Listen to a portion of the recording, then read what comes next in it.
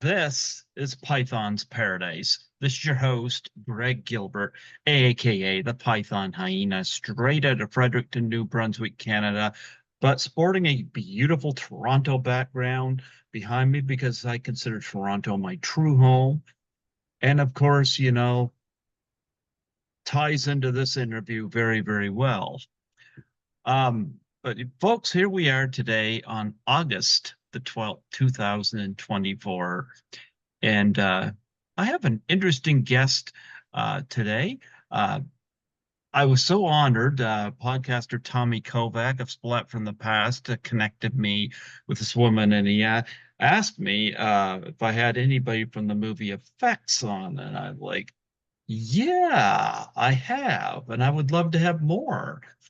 Folks, I give you the very lovely Debra Lynn Gordon. How do you do, Deborah? I'm good. How are you? I'm I doing see great. you're not too far away in Toronto. Well, I love Toronto. I'm not a big fan of New Brunswick, but that's where I've lived my whole life. And but due to the whole inflation thing and the fact that our government seems to be inflating everything, we I can't seem to get moved to Toronto, which is it's something that kind of ties into this interview because I've You have lived your black and gold headband on. You're black. it's got kitties on it. Yeah, but it's black and gold from my vision. So, we're just a hop skip away in Pittsburgh. There you Yeah. go. Well, I'm wearing a shirt, Horrorama, and Hmm. that was the very first convention I had ever attended, and that was in 2017, and it was the first time I'd been out of New Brunswick. And I was invited by a Canadian actress, Lisa Langlois, to assist her at this event because we got talking about travel, and she had just moved back from Los Angeles to Canada after living there a substantial amount of time, and she asked what was stopping me. So she made me an offer I could not refuse. And I've been returning to Toronto every year since, and I love Toronto. And of course, she was a guest at Horrorama, but one of the people on the guest list was John Harrison, who I've had on the show. And he, of course, Here he is.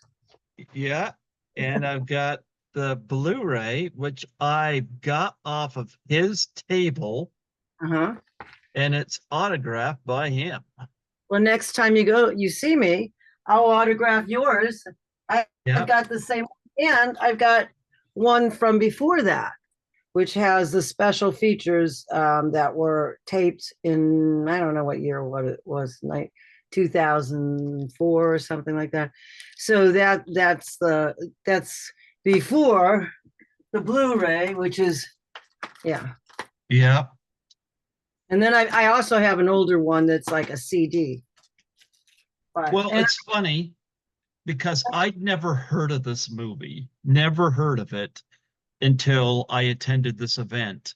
And what there was two screenings going on there. One was effects and one was brain damage with Frank Heenenleiter, who is also a guest there. And I attended both because I hadn't seen either film.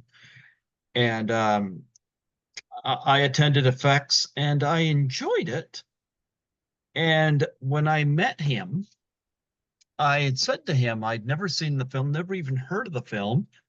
And I figured, if I'm going to get something autographed by him, why not the Blu-ray for effects? And I bought this right off his table, and he signed it right here.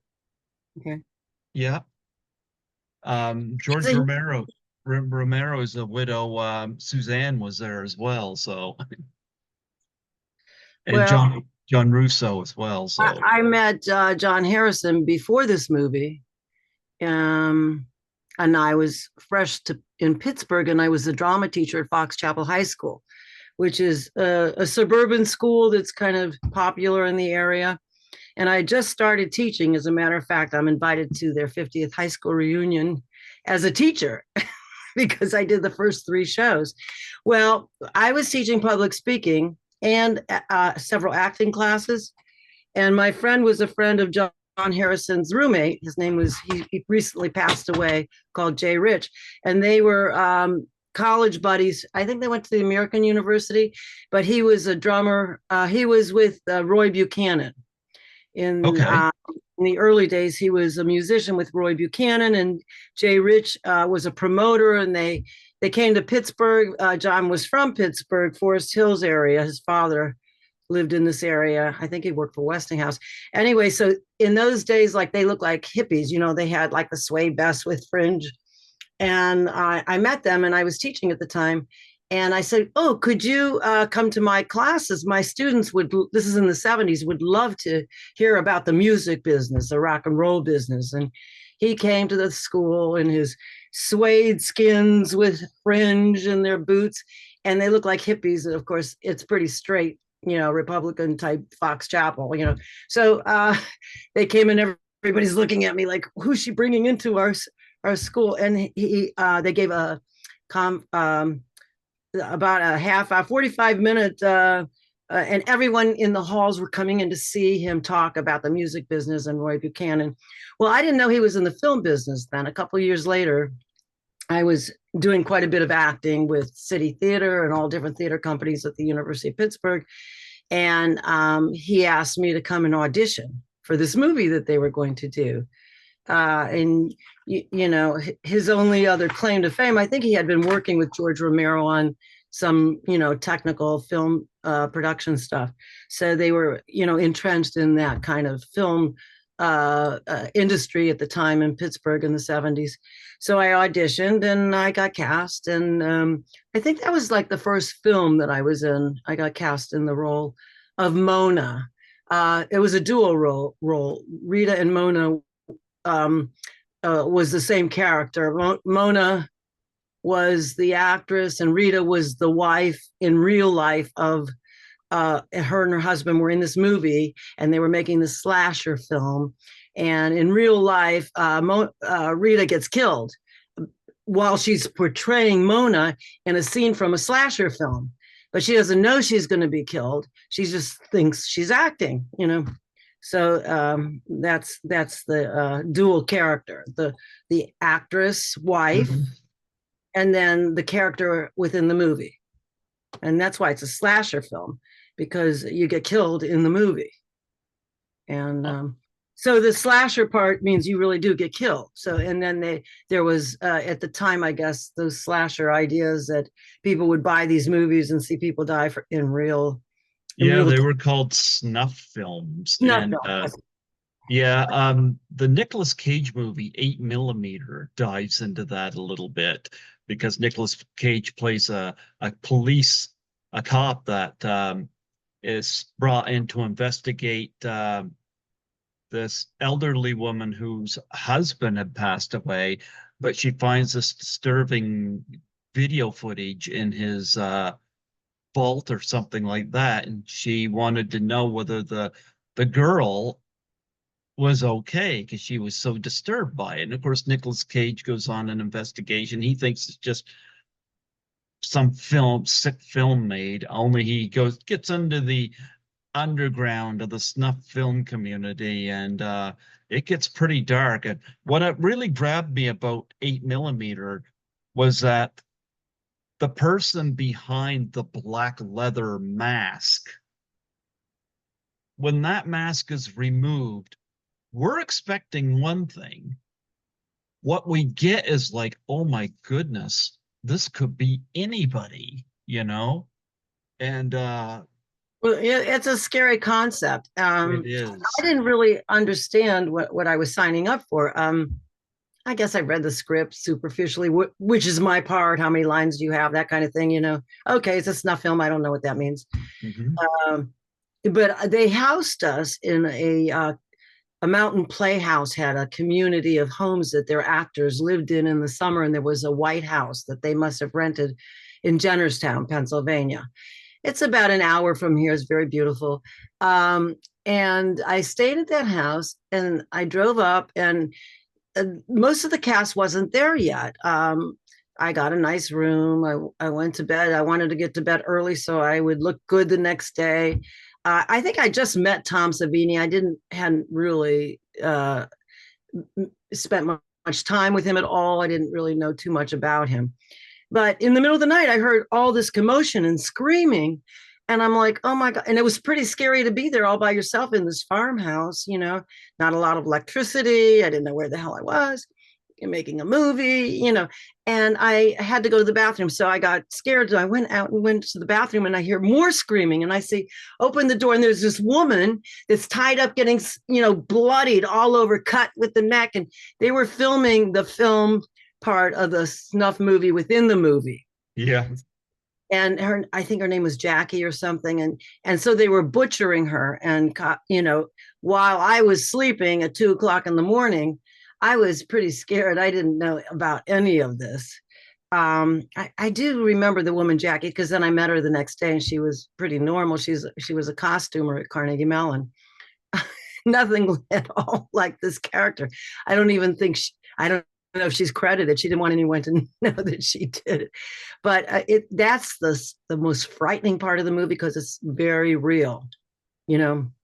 That's like, that was the brutal snuff scene, which was the movie within the movie within the movie. So there was like all these little layers that the script visually got into, which was very frightening.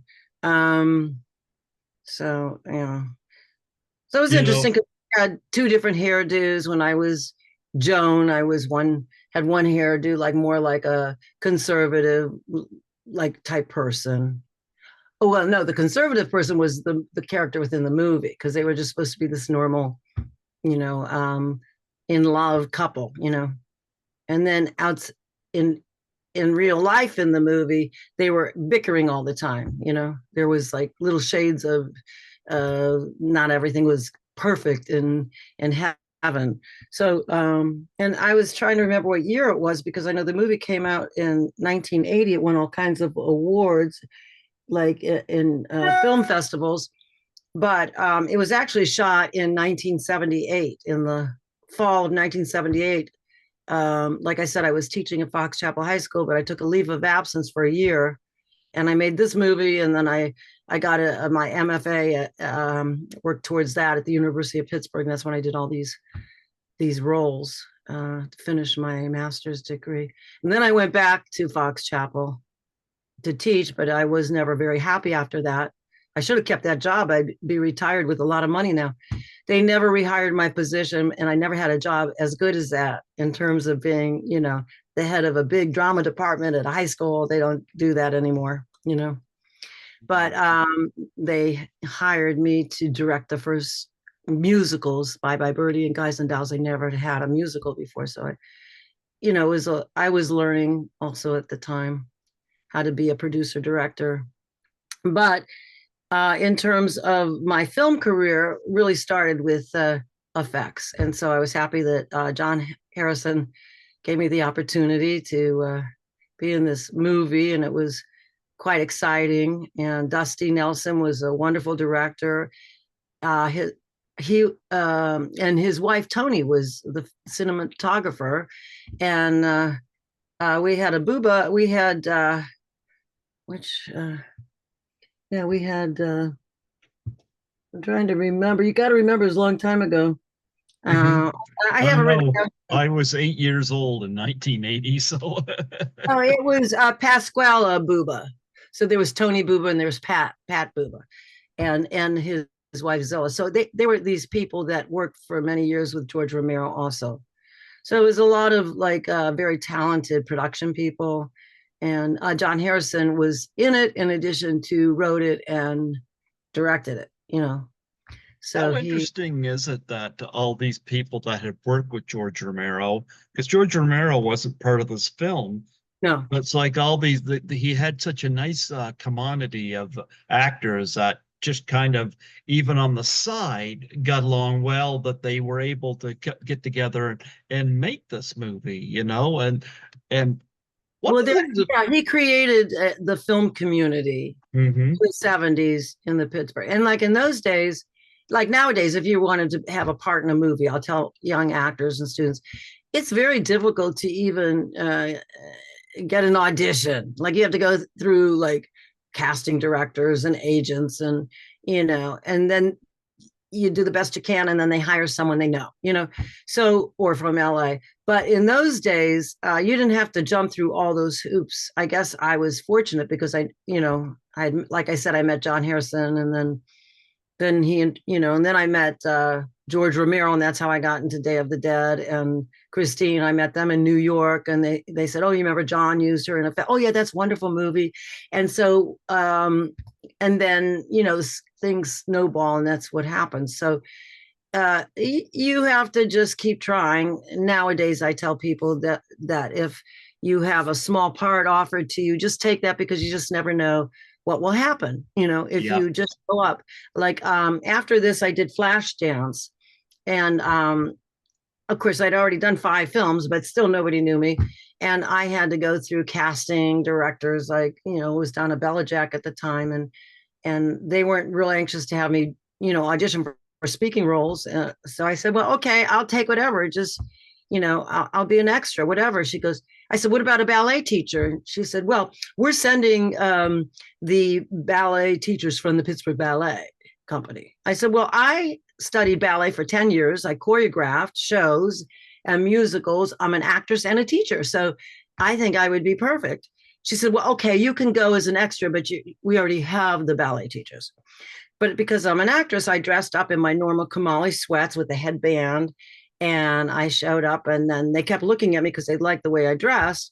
And then they pulled me aside and said, could you stay this afternoon? We're sending the ballet teachers home, and we'd like you to be the ballet teacher. And that, because I was just an extra, but they didn't dress right, or I don't know, something about me that they liked. So then I was still like a featured extra now. And so they said, can anybody improvise a classroom? Because we need to make this look real. I said, yes, I can. So I started teaching, look up, look out, where's the center, where's the focus, and adjusting people's body positions. And they came over to me and said, can you repeat that? I said, yes, I can repeat that. And they came over, and I wrote it, and they gave me a contract. I signed it right there. And I was the ballet teacher, and I created my own dialogue. I should. And then I was in the movie, which we just had the 40th anniversary. I Was that? should have worn my t-shirt for it. I've actually got a Flashdance t-shirt here, and I never thought, because I Uh, got that listed down here as one of the feature movies we're talking about. It never occurred to well, me Flashdance, they to just had wear it that.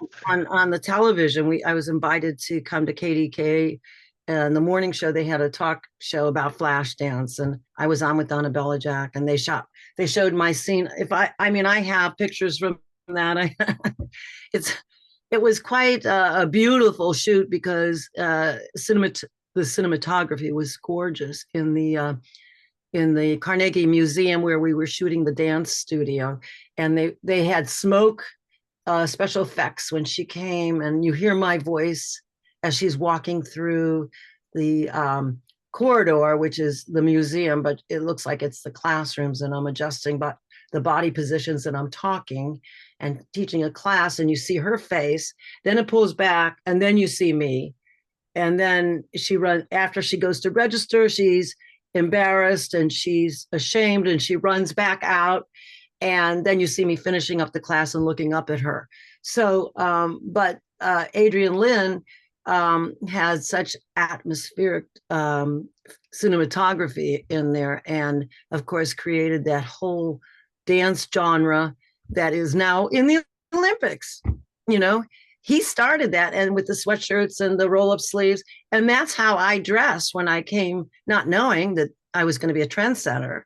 But I mean, I was in New York. I know how people dress. I like the normal kamali and I'm in the dance community, so I knew how to dress to be authentic with the socks, the warm ups on your legs, and the headbands, and the padded shoulders, and the zip up suits. So design concepts are very important. Oh, that's right. Okay, so I was getting my room together here, so Hmm. and I just remembered. but I have to go. I know where it is, but I forgot to put it out.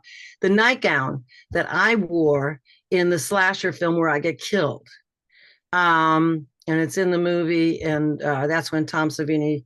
Um, well, I'll talk about that, the slasher scene, but that's when my husband kills me, and I have this nightgown on that was really from my mother-in-law. So it's from probably the 30s or the 40s, has padded shoulders, and it's really gorgeous. And so I kept that gown up until about 10 years ago. I was cleaning out my closet and I took it to a vintage store. And oh my God, they loved it. And so they took it. And then it was like the next day or 2 days later, somebody says, you need to keep that gown because that is part of the history of that movie. So I went back and I had to buy it back to get it back. But he had cleaned it for me because it was a mess, had blood, fake blood on it and stuff. So I have that nightgown. It's kind of like my remembrance from that movie. I have several of the outfits that I wore because we did our own costumes basically, you Oh, know. wow. I was going to say with Flashdance, I've interviewed Durga McBroom, who was a dancer in that movie. Do you remember her? Yeah. Yeah, Was Dagmar was her name? What was her name? Durga McBroom. I've had her and a few of her Is that sisters. she was a dancer? Yeah. Yeah, yeah. Yeah, Adrian Lynn's done a lot of really interesting movies. I really like 9.5 Weeks. Oh, Speaking that of, was great too. I yeah, think he's very underestimated. I mean, he does have a wonderful career, so I don't mean he was underestimated, but he did something different in America.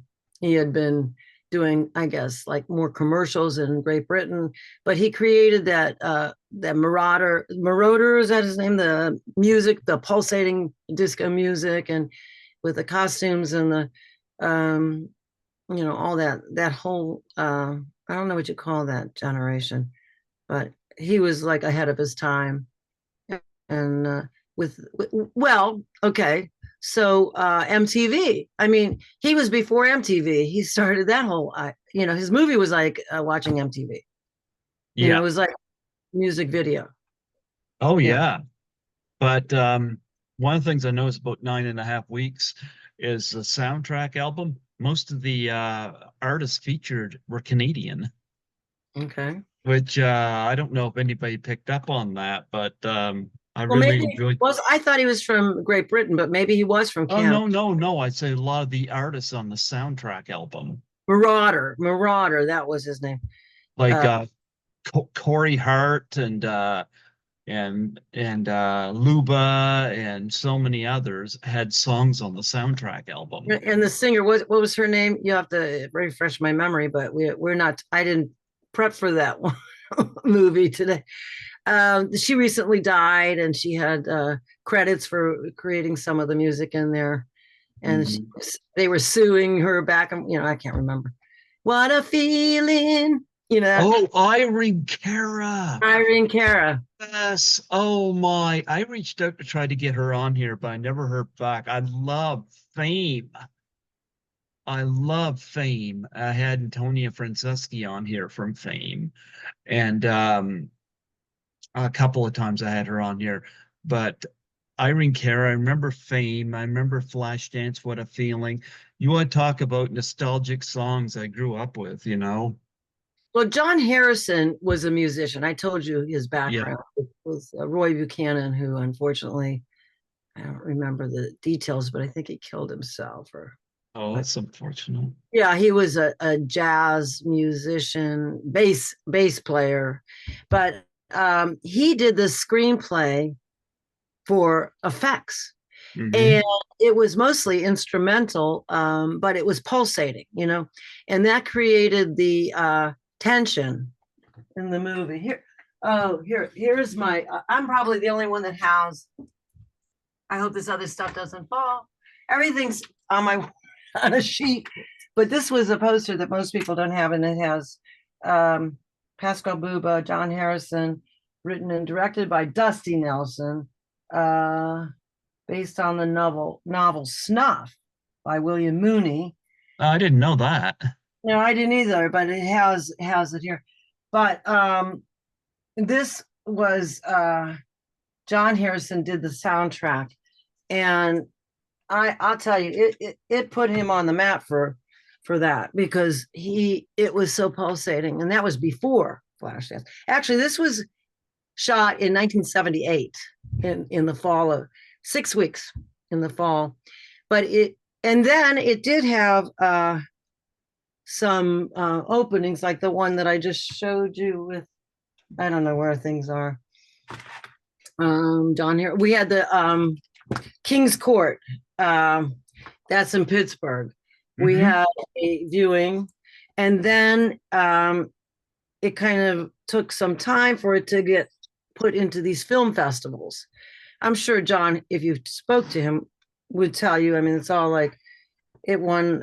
What did it? Effects was a prize winner in Houston International Film Festival, and Miami. Miami also had it, but it made the first cut list of judges' favorites in Miami Film Festival, but at in Houston International, it got an award for, what was the award? Prize winning best low budget feature.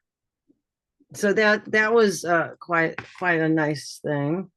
And after they did those film festivals, the Houston one and the Miami one, there was one in Edinburgh also. I mean, I have all this information, but oh yes, the Edinburgh Festival, and that was September 1979, and that was well. Anyway, they were all well received in the King's Court, but then for many years it kind of disappeared, and then he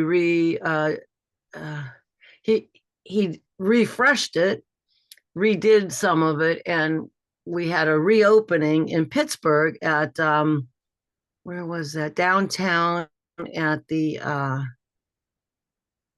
Warhol. Maybe at the Warhol. Yeah, that's right, in the theater there, and that was in 2020. I don't know what, they came with limousines, and we acted like that was the first time it had been redone. That's when they had that first video that I showed you. Yeah, I think that fell on the floor. I don't know when I noticed it early in the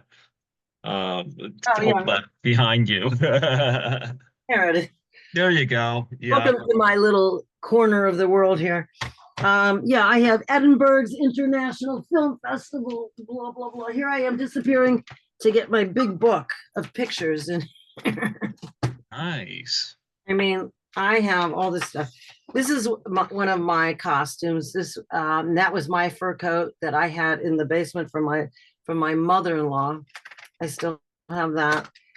Here is a picture of my husband in the movie Barney McKenna.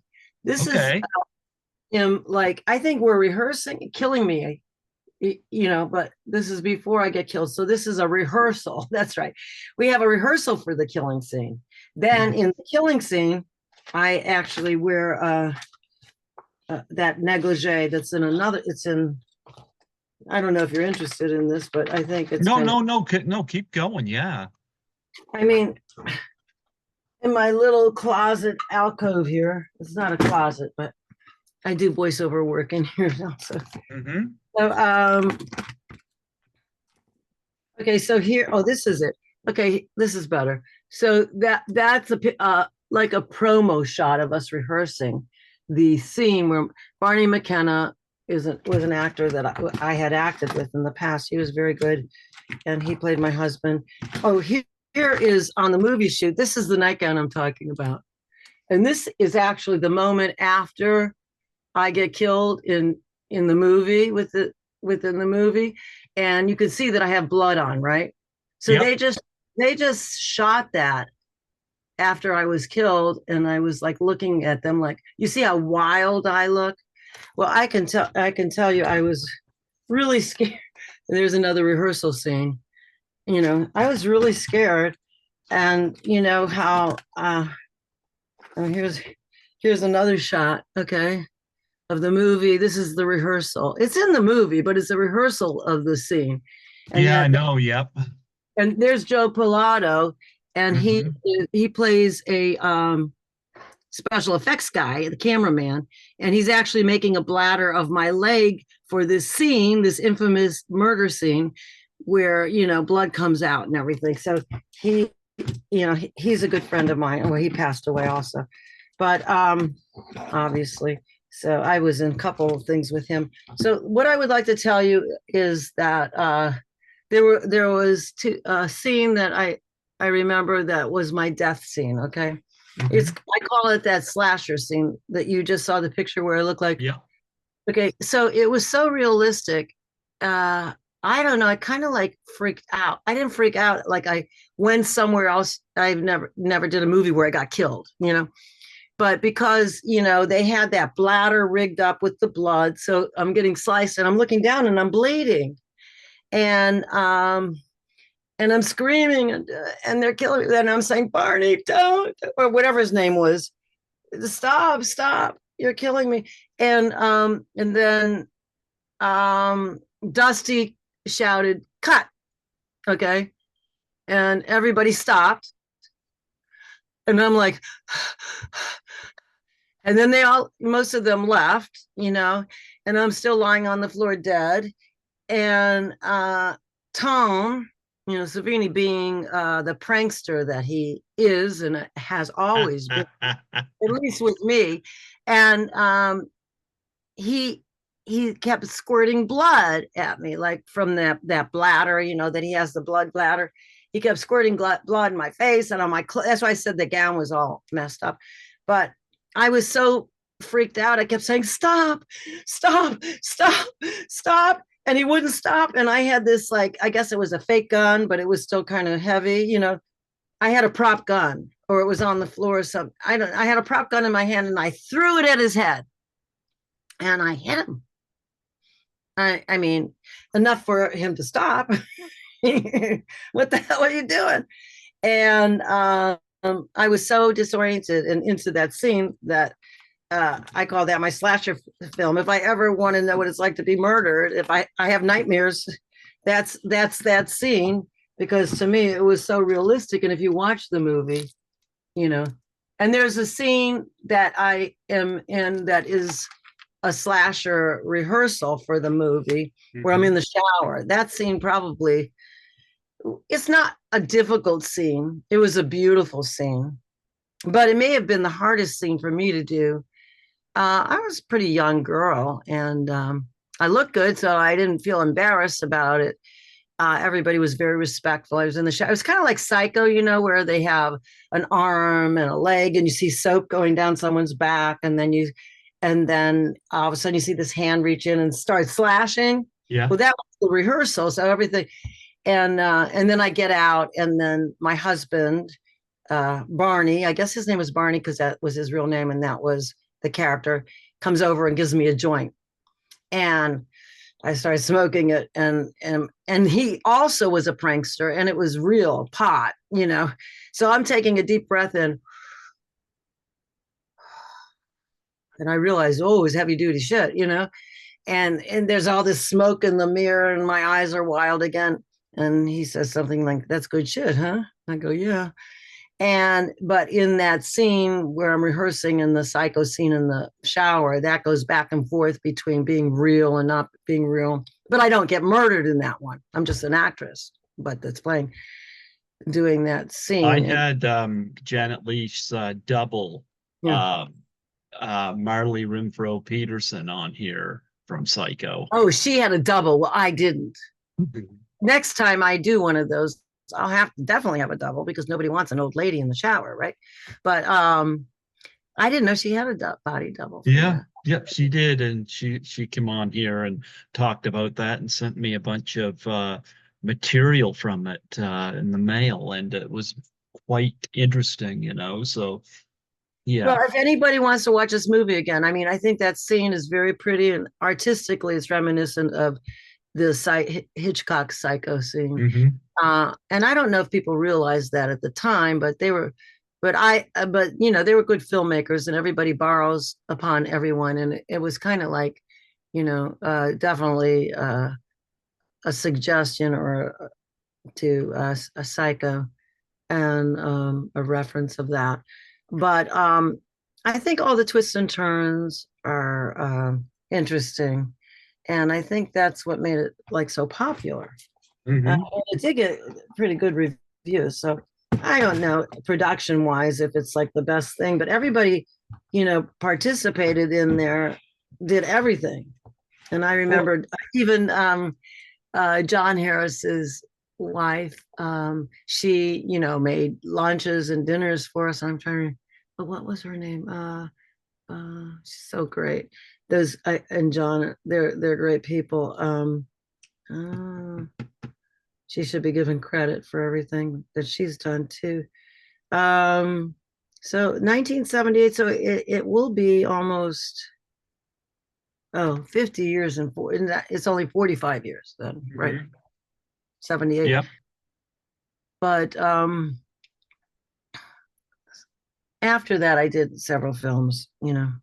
Well, it's interesting because you mentioned low budget. That's part of the thing I liked about it when I was watching this because it's a low budget film about low budget filmmaking, That's and exactly right. It I says the really film like was that.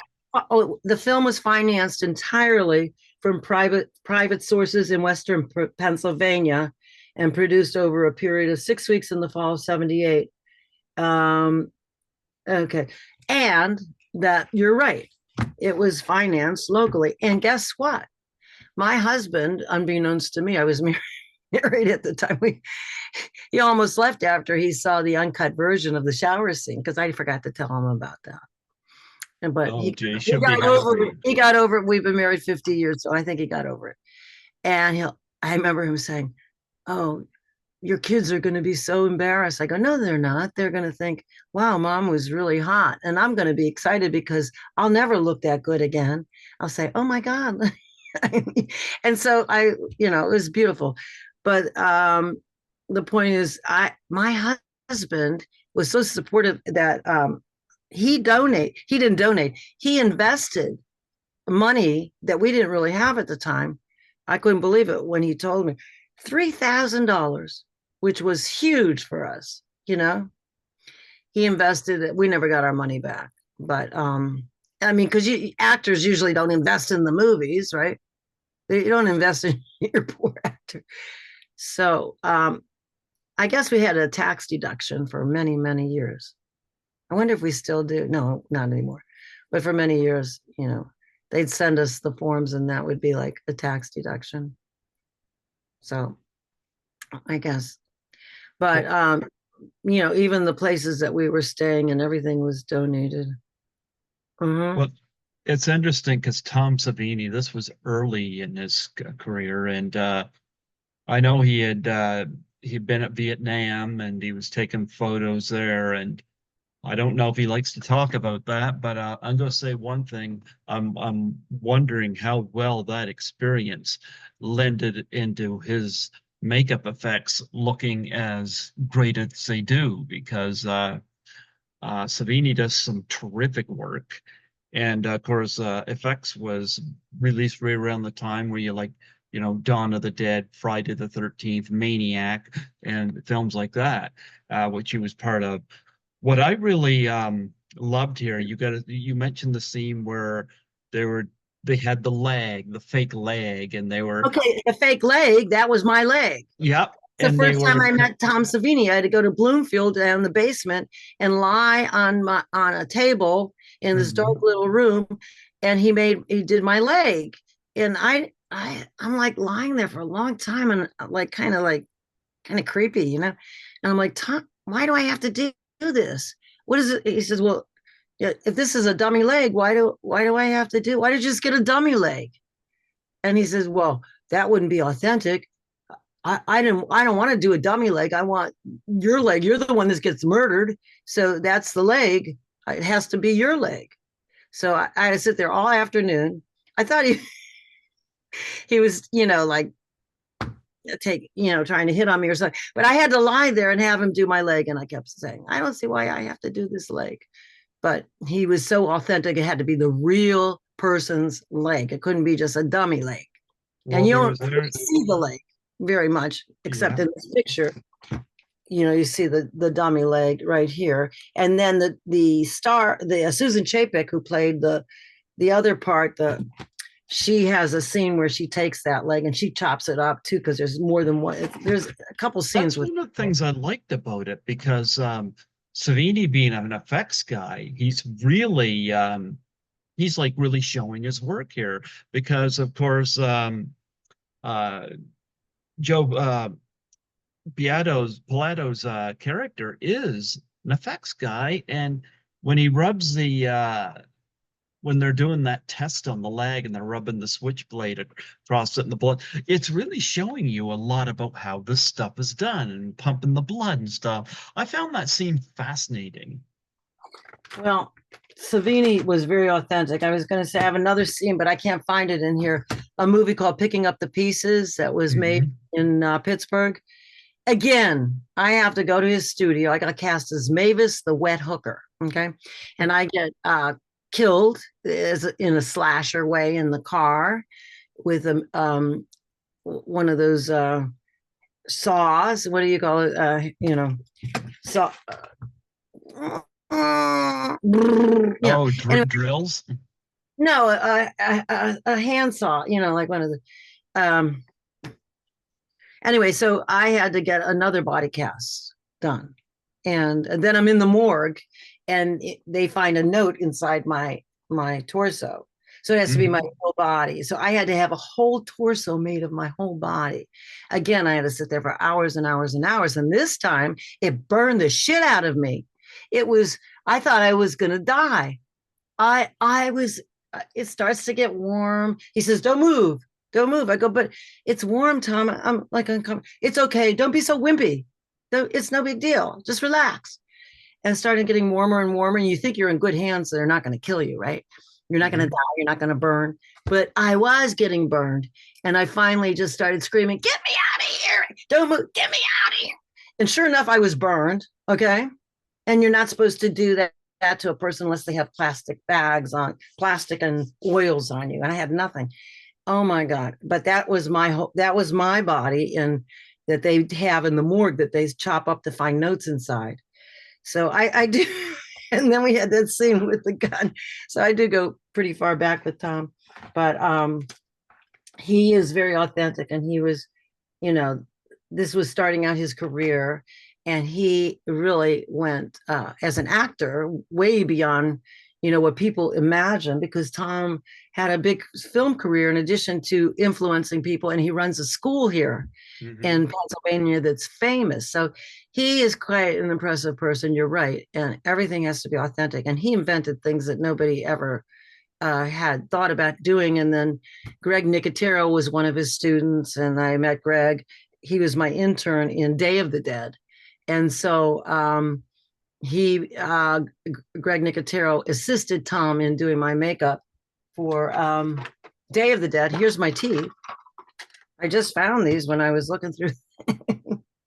There you And go. I'm not going to put them on, but I did get periodontal disease from these, wearing these in the coal mines down in Beaver.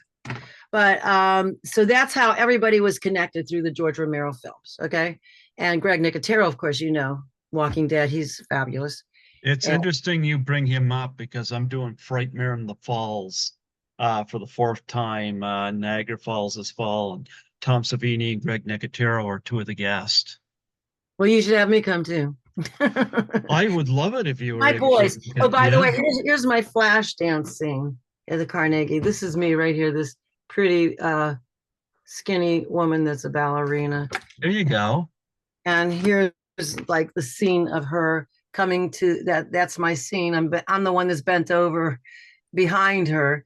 That's how beautiful the perspective was from the artistry of Adrian Lynn at the Carnegie Museum. It was Mhm. just a stylish film.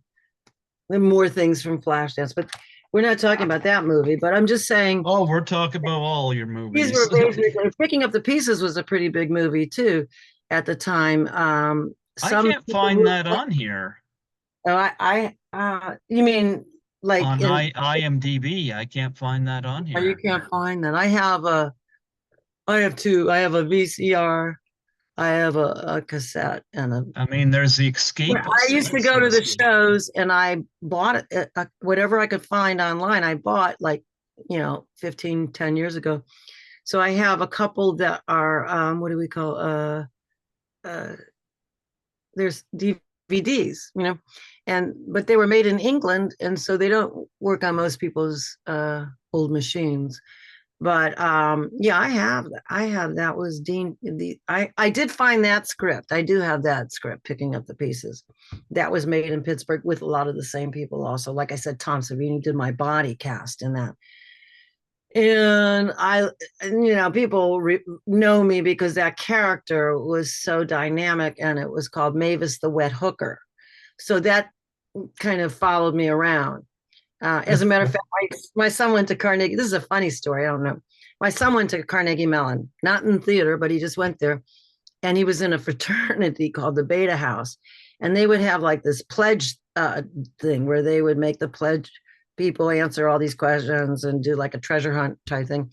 And then one of the questions was always, who is Mavis the Wet Hooker? And then they'd have to find out that it was Jeremy Gordon's mother. So I'm just saying the mythology of that movie in Pittsburgh is kind of mysterious. But anyhow, so that's Yeah, about it. no, but Tom Savini, I'm wondering if he still has one of the questions I might ask him when I'm meet him at his table is whether he still has that umbrella hat you were at the bar. Oh yeah, in the movie at the bar, right? I haven't seen that movie in a while. I guess I have to see it again. I want to see how it holds up over the years, right? I think it. Any memories of John Plato? Because he had a very suspenseful scene where he's on the run and he's got a couple people shooting at him, and I thought that sequence was really tense. Joe Pilato was a fabulous actor. I knew him before from the theater. Hmm. And I was with a theater company early days called City Theater before well, they're still here in the city. It's just I can't get a job there now. But before, when I was a company member, but Joe Pilato came to this town from doing like environmental theater and theater in New York. And he was really a very serious actor. And then, of course, he did a lot of Day of the Dead. He was a huge part of that movie. And he was my friend. And he came back to the city about 10 years ago, and we were going to do some independent films. He came over to the house. So he stayed in touch with me. But he did have some illness. I was just looking for a picture that I have of him, and it's usually on the wall here, but um, let me see, famous people. I didn't get real. I tried to get organized. It's okay, you're doing fine. I was gonna mm, say on the back of this Blu-ray, we get a shot of you too. hmm. Mm, Let me see. Oh, let me see that. Yeah. Oh, yeah. That's right. yeah. Well, I'll probably find. It always pops up. But I don't. Let me see if it goes into. Do you have any other memories of Tom Savini playing pranks? Because I heard whenever he does these conventions, I've never met him before, so I'm looking forward. I'm hoping he's at this, but I'm almost tempted to bring him a box of elastics because I heard he likes to shoot elastics at people. Well, he is a prankster. I told you my Joe Pilato, my story, but I don't know where he is. We talked about Adrian Lynn. What talk about working with George Romero because you worked with him a lot, and I've heard wonderful things about him. Adrian Lynn. Okay. Well, I do have an Adrian Lynn story, actually. You're talking about Adrian Lynn? Well, Well, tell an Adrian Lynn story, and then I what move on to George Romero. But yeah, let me you tell you a George. Let me tell you a George Romero story. okay.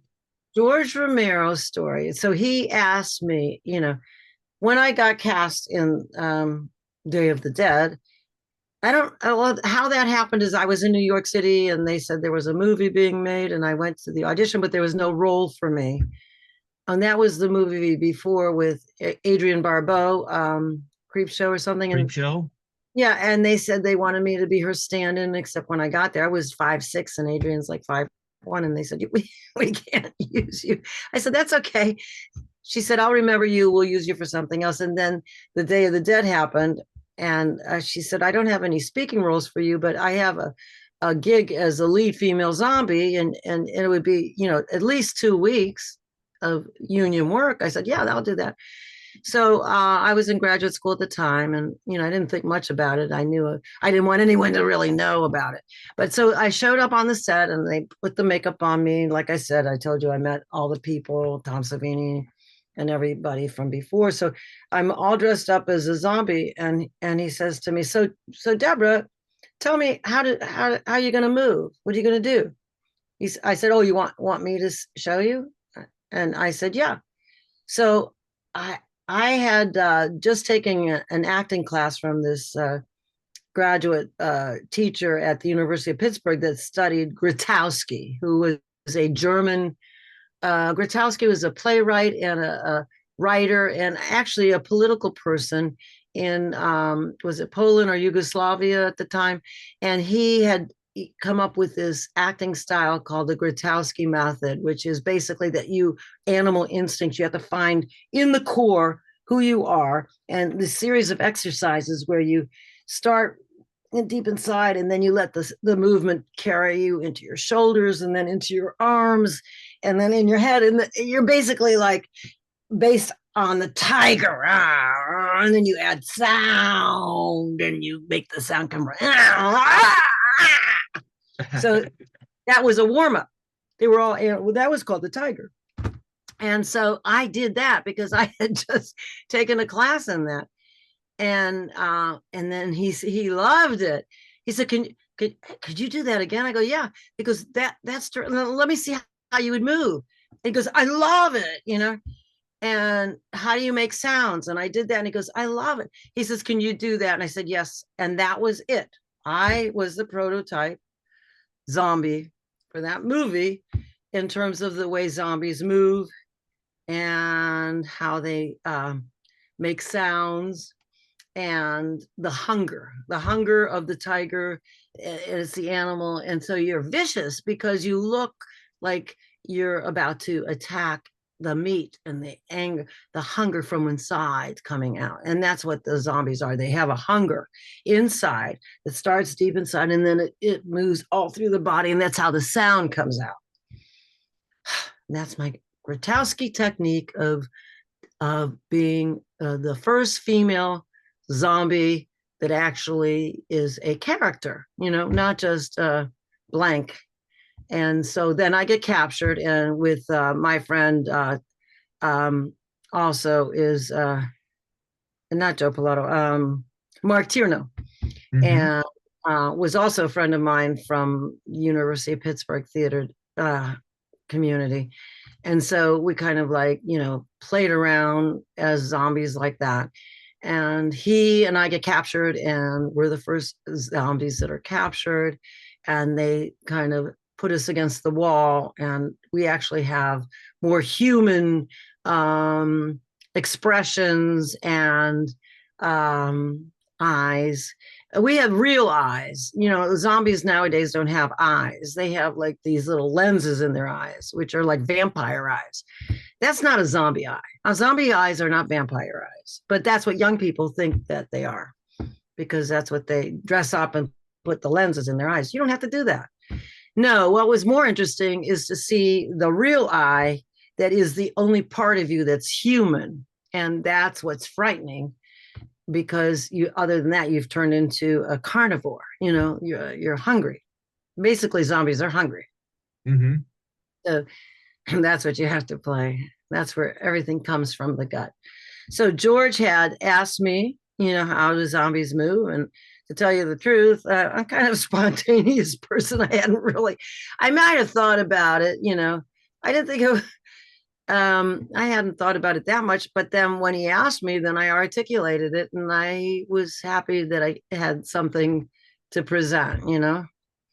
And then even I have this little scene in the dressing room with Greg Nicotero and Tom Savini and and Mark Tierno and I are sitting there getting made up, and Evening Magazine. That's right. Evening Magazine came and did Ghoul of Your Dreams. So they interviewed me. They wanted to get into the studio backstage of the movie Day of the Dead, but they weren't allowed. George wouldn't allow them. So Evening Magazine was this TV, you know, like early days. They had these magazine shows that were kind of like what they do nowadays. Mhm. Um, uh, but it was called Evening Magazine. Every city had their own, and then some of the stories were national. So they went in. They were allowed to go in the dressing room with me because they came to my house, and they videotaped me being a beauty, and then transformed into a monster. So that's how they got in. And so they did a zombie makeover instead of like a beauty makeover. They did a zombie makeover. So I have videos of that. Tom Savini. This is this. Oops, oops. I got to remember this little room has to be put back. I'm gonna kill myself. Ah. Okay, so here we go. Ghoul of Your Dreams. This was from Evening Magazine. And it was picked up nationally. Like, so people that hadn't seen me in like a long time that were in California said, "Is that you?" So that was we have a scene that Mark Tierno and I are like creating zombies back there and talk, and they'd say, "Well, how do zombies communicate? Well, how do zombies talk?" You know, so we were like just, you know, hamming it up. But basically that practice in the dressing room got us ready to do, you know, the real scene. So so that's how. But George was such a wonderful person, and even like in his later days, he always, you know, was kind to me and knew me and gave me a hug. Even like the last he came to Pittsburgh and he died, you know, shortly thereafter, and all these people from all over were there to see George Romero. It was his last public appearance, and I was invited to come, and I saw Greg Nicotero, and I could barely get through the lobby. There were so many people. And Greg Nicotero came over and hugged me. And oh my God, my favorite, I had a crush on this woman, he says, because he was like younger than me. And then George came over and gave me a hug. And it was so nice to be remembered by somebody who was at a much higher level and was being honored, and there was so much press there. But he was so kind to people, and he always remembered them. And he had a genuineness about him. Even though he was a genius, he recognized in people their talent and used them and made them feel like they wanted to do the best that they could for him. But so that's what I remember about George being very kind. And one time when we were filming, somebody dropped something on my shoulder. I guess it was an accident or something. Felt like I don't know if it was a light or something. And he came over to make sure I was okay. And yeah, I'm fine. You know, I was tough in those days. But he was always looking out for everybody rather than himself. He wasn't a self-centered person at all. And that's why everybody loved him so much. And yeah, I know a so band. I should show you this. I had a when I first did Horrorama, I met a band named Blood Opera, and I just got their CD. I've had them on here, and they dress up in ghoulish outfits, and they perform a lot of horror themed music. And the lead singer is an effects artist himself. no. Yeah. And he was telling me that they ran this idea about doing the dressing up in the ghoulish costumes and performing. I've seen them perform, they're amazing. And they said they ran that by George Romero. And I said, well, you know, what'd you think about it? I know it sounds kind of lame. And in George Romero, they said, no, you got to do it. You He's got to very do it, you know? and they said that encouragement by George was one thing that really helped them. And I've seen these guys in concert. They are terrific. They're out from out of Toronto, and I've had them on the show here, and I met them through Lisa Langlois. But yeah, George Romero pretty much christened them, and they were at his funeral in Toronto. And That's right. He moved there with his second. yeah, well, he one of the things the lead singer said, what he found funny now, is he was bawling at the funeral. He said his wife was actually consoling him. Oh, which is kind of funny, I guess. But but they were christened by George Romero. Now I was looking through your credits, and of course you've done a lot of work with George Romero, and of course Dawn of the Dead. You're credited as the red turtleneck sweater zombie grabbing at Peter's leg. I didn't have a real big part in that, but this was the Polaroid from Dawn of the Dead. You're talking about Dawn of the Dead, right? Yeah. Okay. Yeah, that's when I first met George Romero. I was actually at the University of Pittsburgh. I think I was an undergraduate student then. I just and there was a notice on the wall, and it said something. No, I was in graduate school. That was in 1970.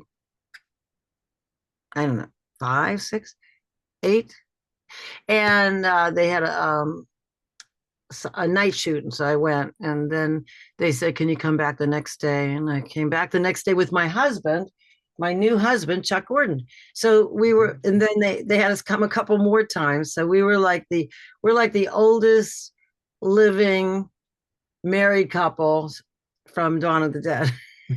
There's another couple that is like from the same genre, but I think I'm older than Denise Cress. Anyway, so Denise and her husband.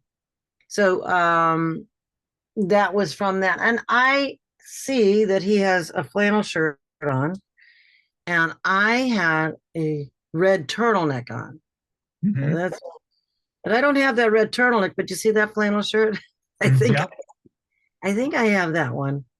But we had matching flannel shirts that was Dawn of the Dead. Yeah, we didn't know what was going on. You just it was kind of like just a good time. I don't remember too much. I do remember being in the mall, walking around the fountain, and going up a ladder. And everybody remembers my husband because he had a mustache, so they called him the Mustachio Zombie. And see, he still has a mustache. And I was doing, one of these signings for Day of the Dead, and I went to the bathroom. I asked my husband, could you just, watch the booth? And I'll be back. I need a break. I come back, and he's got a whole line of people waiting for his signature because, these people know all the scenes in the movie, and they found out or knew that he was a Mustachio Zombie. And so they wanted his signature. So then he started getting invited to these events too, you know. So his part is probably more prominent because he's the only one that looks the way he looks. And I had like black curly, big hair, and I had on a red turtleneck in one scene, and then a flannel shirt like that one in another scene. So I know I'm walking around the mall near what they used to have fountains right in the middle. They don't have those anymore. Kind of like, I've interviewed Trudy Gray, who was one of the bikers in the film. okay. Yep. I didn't have, I can't, so that was like, I didn't even tell people about Dawn of the Dead because it wasn't like a big part or, I didn't think about it, but then they found me. And sure enough, I mean, I remembered I was in it. So it's not like that. Mhm. But when people ask me, can you tell me, a lot of details about the scenes? I remember just it was like a big party and we were up there late and then I had to go home and then I had to go to school, a couple hours later. So it was, but, kind of, they put like, basic makeup on you, kind of like grayish, ghoulish makeup, but no special effects, there were no special effects on me. So I didn't have like a long makeup production. Now you also did Monkey Shines for Romero. Oh Any my stories God. from that? Lucky Shines. Okay. Oh yeah, I was a nurse, RN nurse. Hmm. Well, I do remember the guy that was the doctor. What was his? He's a famous actor, but he wasn't a famous actor at the time. And I remember I just had that one scene where I was um, in the hospital, and they were doing surgeries and stuff, and we were joking around. It was like it wasn't a real serious scene. Well, maybe Stanley it was. Tucci? Stanley Tucci was in the scene with me, but I didn't know Stanley Tucci at the time. He wasn't famous, but he was a nice guy. Played around, and I think I ate lunch with him. He was good. It was good. It was just, so that job happened because, George would call and say, "Do you want this one day, gig?" And it was a union job. Sure. I don't know if I might have had a line saying something about, the procedures in the hospital, the room. I can't remember the lines anymore. I have to go find that. I have all these screenplays in there. I can't find them. I'll find them. I have to clean stuff out, but it takes a lot of time. I don't want to die and have all this stuff thrown in the garbage, so I'm going to have to work really hard. I started pulling stuff out, you know, because your kids don't care about the stuff. Oh, They're, gee, they should. I know they should. I'm trying to get all the archival material together so that it goes where it's supposed to go. I know everybody want my teeth. Where did my teeth go? These. I lost these for about 25 years, maybe Mhm. 30. And everybody says, where's your, I don't know where they are. And then I found them. And then I took them to a couple shows, and I thought people were going to steal them. I swear to God, I had them out on the table. So now I don't even take them. I didn't realize I should put it under a glass or something. I need to put them in a shadow box or something. And so Do those you do are, you do you floss those? no, I don't. But they made them just like when you go to the dentist when they're making you a crown or something. I mean, you have to sit there with that thing in your mouth. Everybody hates that, but that's how they made it. He made it like, because it was Tom. Tom made it the right way, like you're getting a dental bridge or something. So it fits perfectly. And other people had prosthesis pieces. I don't know where my leg is. He made a lot of casts of my leg. Maybe he's got a leg room in his. I'm sure it's still, and my legs were thin at the time. But Any stories from The Escapist? oh my God, how do you know about that movie? I Well, actually haven't. Yeah. well, The Escapist, you don't really know that. It was called originally it was called Modern Day Houdini.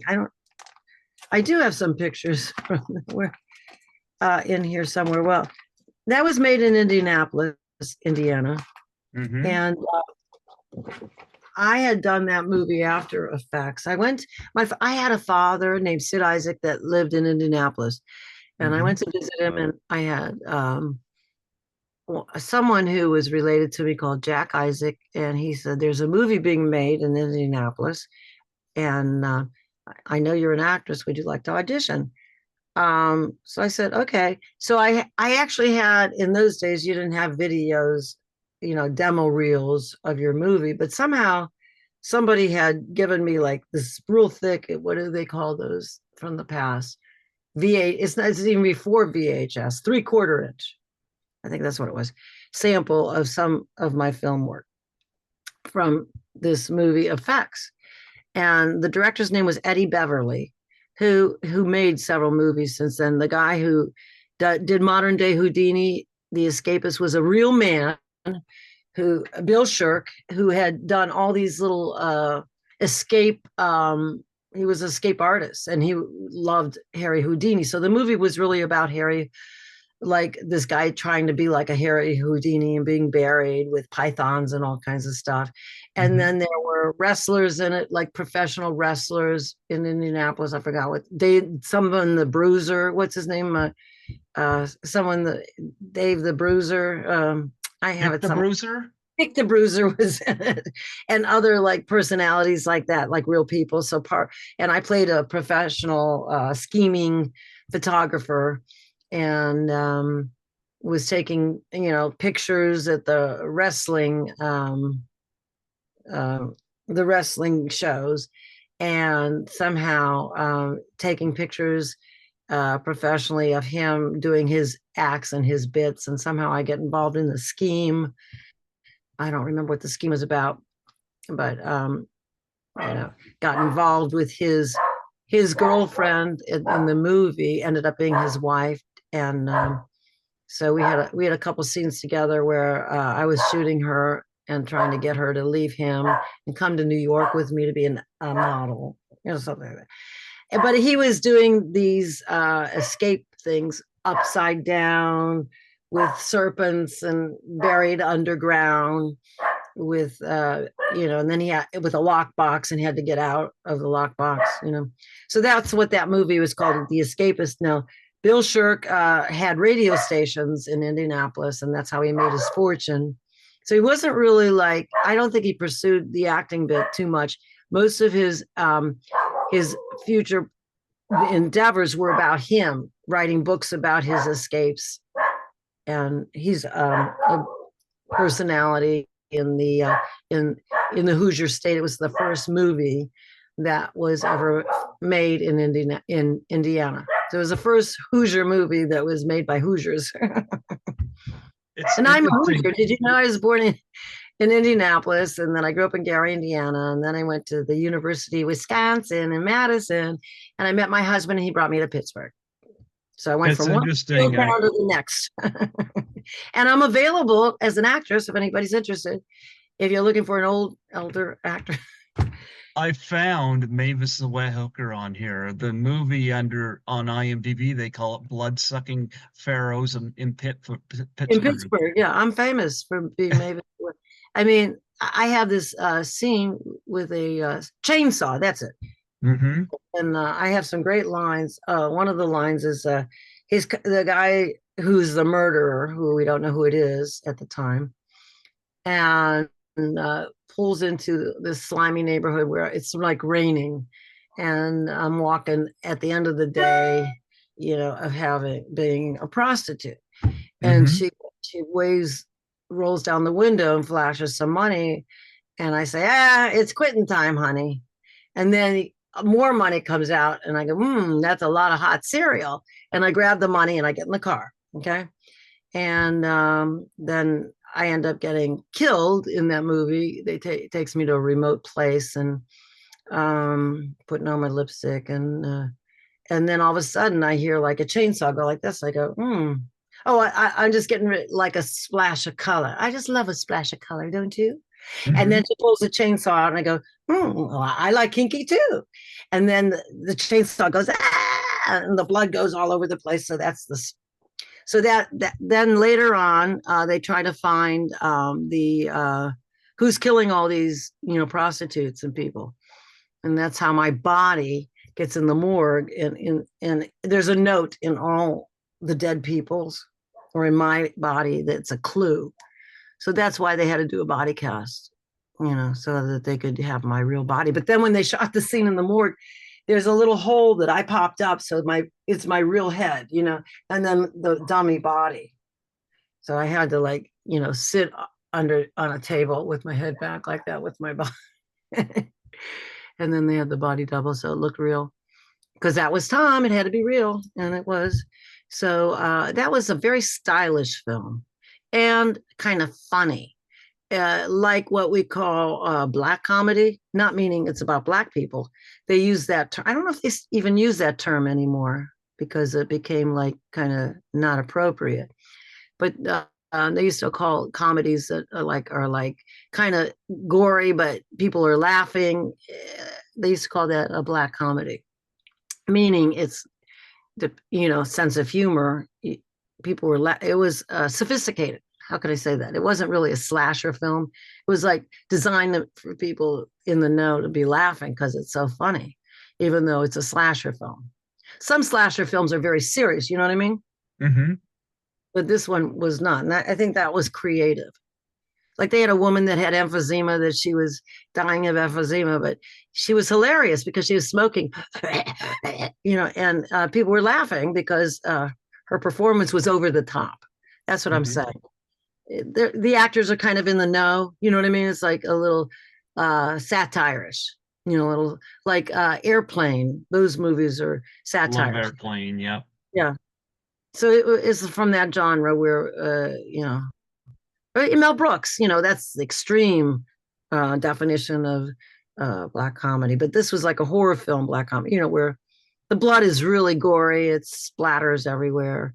It's not, uh, it's really not supposed to scare you in the same way that you think it's real. It's more like hilarious. So I do have a poster. I don't have, I go to these festivals, which I'm available to go to. I try to put everything out. Then I have to put it all back. And I have a little bit of a career, I guess, from that time period. I'm famous for 15 minutes of fame. And I think my Day of the Dead is my 15 minutes of fame.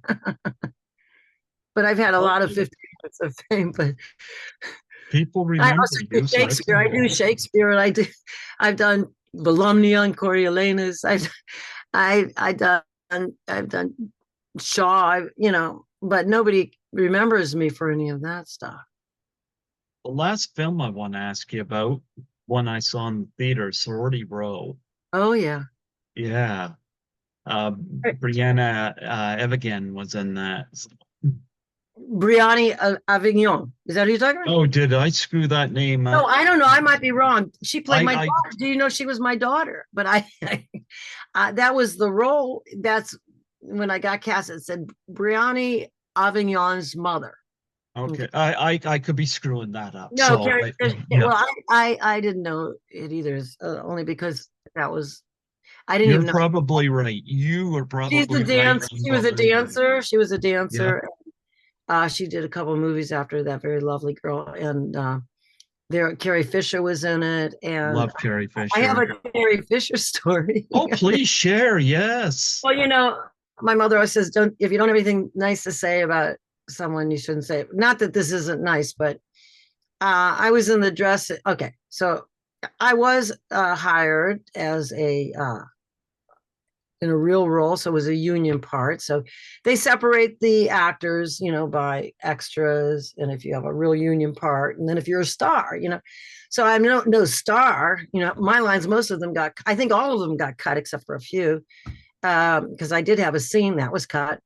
But when I got there, I had to come early to do makeup and everything. So I get there, no one's there. They always make the small people like myself come early to do your makeups, and the stars come later. So I'm sitting there, and they're done with my makeup, and I'm I don't know if it was raining out or something. So she said, the makeup person said, you can just stay in here until they come to get you. I said, okay. And I said, well, where should I sit? She said, well, just stay where you are. I said, but the seat says Carrie Fisher on the back. She says, oh, she won't be here for a while. Just sit here. So I'm sitting there. I don't know, at the time I'm reading something or looking at my phone, and, kind of like relaxing, sipping coffee. And all of a sudden I look up and I see this woman glaring at me. Like if a look could kill you, it could kill you. Like, oh. And I didn't know what I did wrong. And all of a sudden I looked, and it was Carrie Fisher. I didn't recognize her at first. Oh, I'm so sorry, Carrie. This is your chair. I'll get up right away. So I got up and she sat down, but she wasn't too thrilled with me sitting in her chair. So it's not her fault that the woman told me to sit there. So that was my Carrie Fisher story. But then later in the shoot, she was nice. She had on the same shoes that I have on. And I noticed them because my husband's in the shoe business, and they were a pair of Mephistos, and they're very comfortable. I still have them. And so I said, oh, Carrie, we have the same shoes. And she didn't really, I guess she didn't really engage in conversation, is what I'm saying. But the other girls that were younger were a little bit nicer to me because we had to share a room where they would bring us food and everything. And That was what was her name? And in addition to Brianni Avignon, there was Rumor Willis. Rumor Willis. Yeah, Yeah. was it Rumor? Yeah, she was so nice, Yeah. but she kept saying, "I can't eat this. Do you have any mango? Can you bring me some mango or a papaya?" And I said, "Do you know where we are? we're in we were in like Braddock. That's where they were filming, Pennsylvania." So I said, "I don't think they have any of that." But sure enough, they must have gone somewhere to get the mango. So she got her mango. But those girls hardly ate. They were skinny. They were young at the time, but they were also very skinny. All of them were caring about their beautiful figures, which you see in the movie. So, but they were very nice, and so that was lively. And but like I said, most of my lines got cut. I didn't have too big a part, but I had to come 2 or 3 times to audition just to get that part. So I would like to tell people I was Brianni Avignon's mother, and I am introduced at the sorority house when they have the parents come to enjoy their children being graduated, and then there's a scene outside, while they're having a little luncheon and stuff. But then everything happens inside is kind of like it's a spoof of the other sorority row with Jamie Lee Curtis, right? That was in that one. The original sorority row? There was that one didn't have Jamie Lee Curtis. Oh, and I've got it here on Blu-ray, something of Sorority Row. It's a Because pretty it's a pretty scary movie. yeah. So I guess I get cast in scary movies. Mm-hmm. Because I'm a good, I'm a good one of the screamer. Brand brothers was part of that. So, but nonetheless, Yeah, that was one of Carrie's last movies, I think. Actually, poor thing. She did some work after that. mhm. It was a So nice part for her. so you mentioned the conventions. Um, do you get to do the convention scene often? And I guess this. Well, I do have an agent that books me on some things I'll go to, and I'll be happy to freelance anything if they want me to come and do signings and things like that. Yeah, I like it as Mhm. long as I know in advance so that I can. It'd be nice if it's far away that they at least treat you well and bring you in. So you don't just show up. I mean, you have to have good promoters, and the promoters want me, they can contact me, and I'll be happy to come. Yeah. I just did my first convention in the States. Lisa helped me get a passport done up a couple of years ago, and when I was in Toronto, and she did Chiller back in April, and it was my first time in the States. So I went there, and that was interesting. That was a pretty big convention. But I was going to ask, what's the most I unique? did this one in Kentucky. No, it was in Lexington. That was Mhm. a big one. That was the last fall. That was the last one I did. What is that? Scarefest, I think. And Okay. the next one I will probably be is it the 45th reunion for Day of the Dead will be, at least Hmm. in Monroeville, that one's easy to do because I live in Pittsburgh. But I would, wanted to always go to do some of the ones in Europe that they do, like in England and Germany, because there's a lot of fans there. And Hmm. I know that they, for some reason, really follow my character. I have a poster from Japan. I'll go to Japan. Wouldn't that be great? They made a poster with my face on it and some of the DVD, so that would be interesting. Sure, I don't as long as I know in advance. What's But the I do most unique? What's the most unique thing you've ever been asked to sign? uh a guitar. I have that on here. Let's see where that's the Scarefest. And I had to sign a guitar. Good question. Mm, Um,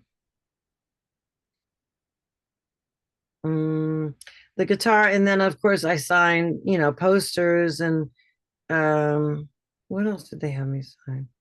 Albums, Um, I have I don't know, they want me to sign albums and um guitars and t-shirts and when you ask that question, um, let me see, that was last year, 2023 in October. I have a picture of that. Somebody made a beautiful it was in October. Here we go.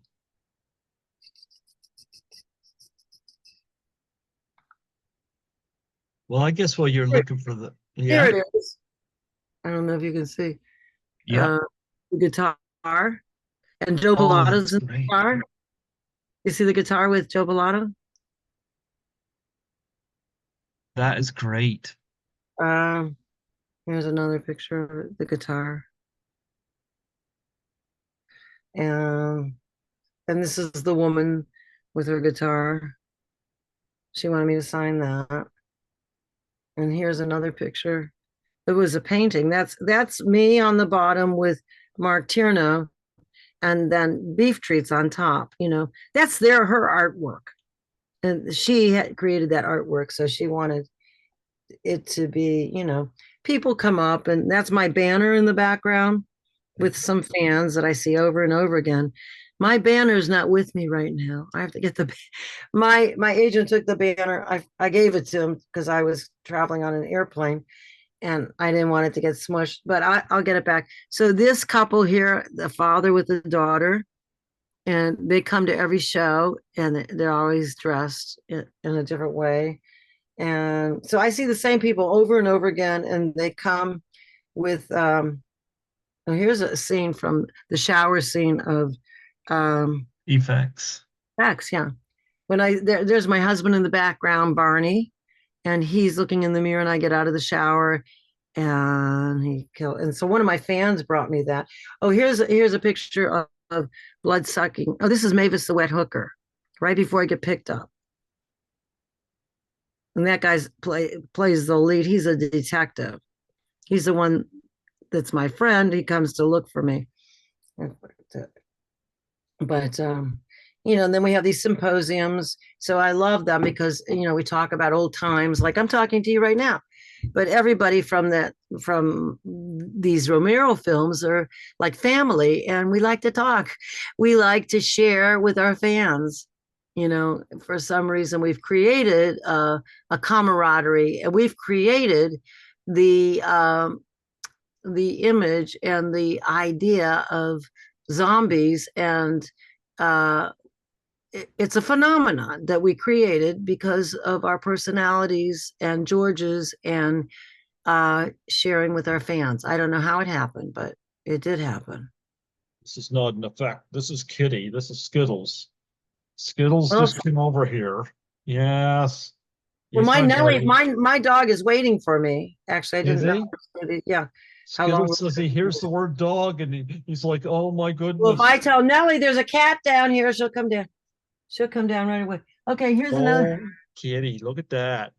Well, now that we're in my room. Okay, here's a scene from My Fair Lady where I played Mrs. Einsworth Hill. I do Mm-hmm. hope you won't have any more unseasonably cold spells. It brings on so much influenza. And this is a movie, a student film that I did from the universities here, the Point Park Media has incredible film department, and they did this movie called what is it? Glad. Anyway, so I played a punk rock person that's having a revival. That was just a few years ago. I better be quiet and let you talk a little bit of it because no. Oh, here's another. Since you're in my room, Almost Famous, I think it was called. That's it. And I play like this old rocker. Here's a guy you might remember, Brian Dennehy. Yep. Okay, nobody probably knows about this movie. Uh, what was the name of this movie? It was made in Pittsburgh, and Shoot.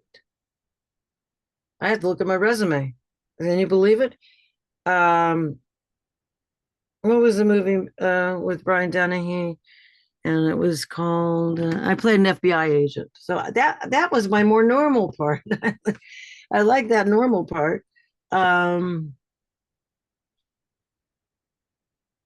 was about a bunch of famous people were in that movie. Bobby Marasco was the director. Tenth and Wolf. That's it. Tenth and Wolf. See, my brain's still there. It just takes a couple seconds or 10 seconds to spit it out. That's Tenth and Wolf, directed by Bobby Marasco with Brian Dennehy as the lieutenant, and I was like one of his agents that worked for him. Leslie Ann Downing, Leslie Ann Down, who was married to oh, what's his name? I don't know. Barbara Streisand was married to him, the film guy. Anyway, she was in it. She was incredible. So I've done a pretty good. The guy that was a hairdresser that was married to Barbara Streisand. I don't know right off the top of my head. All right. Well, my head's. I think we've done about enough. I can't Well, I was going remember. to ask you if you had any charities or a web page or anything like that that you'd like to plug on here. Oh, geez. I don't know right off the hand. Um, I know you get a web page with your reel and stuff on it, so you know if you want to plug that on here. I really need someone to help me with. I have DebraGordon.net, but it hasn't been worked on for a while, so I need someone to help me create a website. I don't have one Okay. that is usable right now. Actorscoop at AOL.com is my email. And so what do I need to do? I need a website. Okay. I'll get working on it right away. Okay, before I die. Well, Tommy Kovac says hello. You know, he had said good So things about you. where can you send me a copy of this, and then I'll start on my website. There you So go. yeah. And if you have any fans out there that want to help me with my website, I mean, I should do that before I die, before I Well, get too come old. on, you're 39 years old. Come Yeah, on. I've been 49 for like, many years. So I'm not going to say I'm 39, but Oh, I say you're 39. okay, I'll be that I, for another I'm 30. I'm I'm 52 and you look better than I do. So look. Oh, well, I tried. But anyway, yeah, I do need to create a website, and I guess I've been busy. I have three grandchildren. My kids live in California. I do have a demo reels. I am Yeah, I watched that. Yeah. several talent websites like Actors Access and Backstage. I have all my pictures and resumes. So whenever I audition for stuff, I do have all the reels and everything on there. But in terms, I did have DebraGordon.net was my website from many, many years ago, but it's really hasn't been worked on in a while. So I don't even tell people to go there, but I should probably start doing a website or a podcast or something. I just need someone to help me with that. I have all the materials and I could do one if I only had someone to help me. Do you ever do the tours or at the mall for Dawn of the Dead? I hear Sean Clark talk about that a lot. No, I don't do the tours, but I know they have a great museum there, and I do the shows there every 3 to 5 years. I'll do one of the shows. I'm going to be doing a show, and I've already been asked next year because, like I said, it's the 45th anniversary of Day of the Dead. So we're featuring Day of the Dead there. So they wanted me to make sure I was there. I think it's June. It's always the same time, 6th, 7th, and 8th. Yeah. So Absolutely. Well, you know what? It's been so awesome having you come on here, and hopefully I'll be able to meet you at one of these conventions and get your signature on All this as well. right. Well, if you could send me a copy of this, on like, how do you send it with the link? Well, we'll talk I'll about. I'll I'll I'll, I'll send it to you. Yeah, absolutely. Okay. And yeah, and but before I let you go, would you mind doing a plug for my show? You mean like right now? Yeah, just state your name and say you're listening to Greg Gilbert on Python's Paradise. I don't want to blow it, so Yeah. I've had a few people it's taken several tries, so it's always funny. on what Python? Python's Paradise. Okay. Yeah, go for it. Hi, this is Deborah Gordon, and I'd like to tell you, Greg Gilbert is fabulous. You have to catch his show on Python Paradise. I've so enjoyed meeting him and talking with him, and I am the female zombie lead in Day of the Dead, plus many others that you'll really enjoy. So Abs please, what? Is I that was going good? to say absolutely, absolutely. And of course, folks, you can catch her in a variety of George Romero films, as well as effects, and as well as Flashdance. That's right. What a feeling. What a What a feeling. feeling. And That, that feeling is nostalgia. that's it. We better clean stuff up and let everybody know how great it was. Absolutely. Well, thank you for the wonderful display today, and I very much appreciate it. And yeah, I'll send this out to you when it's ready. And Okay, yeah, well, thank you. I do have to go now. absolutely, absolutely. God bless you. Thank you so much. Take care. You can email me easier than the messenger. I do check messenger occasionally, but I don't understand what I'm doing on it. You got to understand how old I am. So I got the emailing done, and I can get in touch with you messenger, but emailing is better. Okay. Absolutely. Absolutely. We'll do that. All right. Thank you. Bye bye. Bye bye.